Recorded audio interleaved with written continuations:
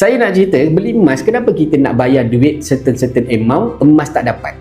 Betul tak? Join company, ada satu company ni, dia bagi tawaran, okey, kau nak beli harga murah, kau bayar duit sekian ni, tapi tak dapat emas lagi. Kita beli apa nama tu? Kita beli package dia dulu. So beli package, kenapa nak kena beli package? Kita nak beli emas, kita bukan nak jadi ejen emas, kita bukan nak jadi orang jual emas. Tuan-puan, kalau nak jadi macam saya, nak beli emas, nak jadi macam nak jadi dealer public gold, tuan-puan beli package dan tuan-puan dapat dalam package tu, tuan-puan dapat duit yang sebenar, tuan-puan dapat gram yang sepatutnya. Tak ada sekupang pun yang kurang gram. Kan berbaloi. Dan tuan-puan beli tu, tuan-puan layak untuk jadi dealer public gold. Ini tuan-puan bayar certain amount, tak dapat apa-apa. Kalau dapat pun mungkin adalah tipu, tak berbaloi dengan apa yang tuan-puan keluarkan. Berbaloi tak? Saya nak tanya tuan-puan, sebab apa?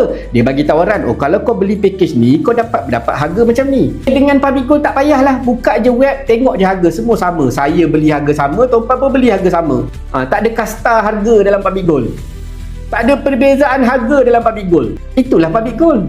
Tapi ada company, saya tak mention nama company, tuan-puan siapa yang terasa nasib lah. Okay? Saya tak nak mention, tapi ada company, kau nak dapat harga macam ni, kau kena bayar harga macam ni dulu. Bayar tapi tak dapat apa-apa. Itu ke tuan-puan nak pilih? Awal-awal lagi tuan-puan dah rugi dah. Bayar tak dapat apa-apa. Dah awal-awal dah rugi.